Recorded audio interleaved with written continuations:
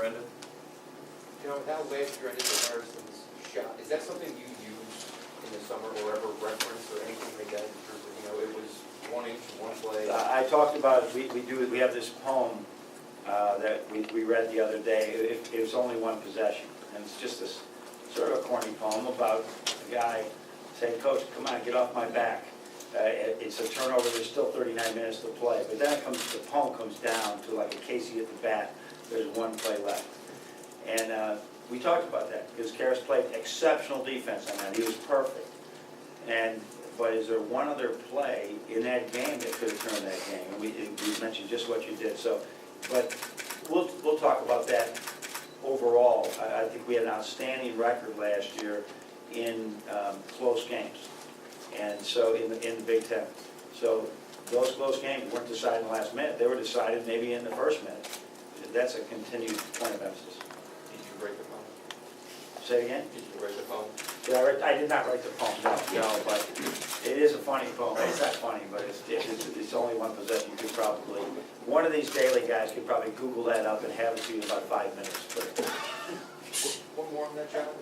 When you have a Final Four and an Elite Eight, how do you have these guys not maybe have that pressure of knowing what the last two teams did, just about young and things like that? I believe, here's what I see, and I hope that there's a blind faith with our young guys right now that we couldn't have been this successful in the past without the team-first attitude, without all these fundamental drills that we do.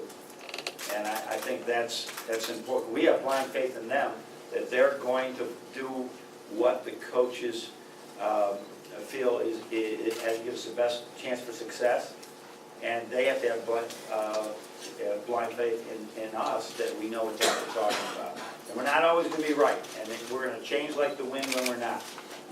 But I just see that when coaching a young man, and he's like all eyes and ears to what you're trying, very receptive to what you're trying to teach. Go back down the front to John. You talked specifically about Zach Irvin in his summer and fall in terms of getting ready to take that next step. Yeah, I think that he has really worked. When you see him in the workout right now, and I think you guys saw a little bit this summer, you'll see a different athleticism that you saw from last year. He's really worked hard with John Sanderson. John, again, deserves so much credit for not only his ability to develop these young men, but the way he does it, and in the with the relationship he built with them. So I think you'll see a difference there. His shooting we wanted his shooting to be just as accurate as it was last year, but he'll obviously get a lot more opportunities, do a lot more volume to his shots. But he's making good progressions in every area. Go right behind him with Adam. John, you mentioned with Ricky and Mark not too long ago about how they're kind of interchangeable inside, outside. Mm-hmm. Have you noticed if anyone's sticking out yet? And then just the front court in general, it seems like he has some options, but it is pretty young. Yeah, but both of them have been really solid. That's a good question. Both of them have been really solid and making good progress. Baby steps now. You know, no one's going to look like Kevin McHale overnight, but baby steps of just trying to make the right play, playing hard, and learning to play smart without fouling, with making the right pass. So I've liked what they've seen, and you know, Max is back. He's been trying to. The summer layoff has hurt him a little bit, but he's working really hard. And then we've had DJ Wilson playing a couple of different positions as well. So it's great. There is great competition there. It's got great length. They're all taking charges. Sometimes you have big guys who won't take a charge. They just can't do it or won't do it. I just like what they're bringing to the team right now, even though they have so much room to grow. Go right back to Chris. Without going into detail, any significant changes in defensive philosophy, or are you kind of sticking with what you've done? You know, we have a little bit more length than we've ever had.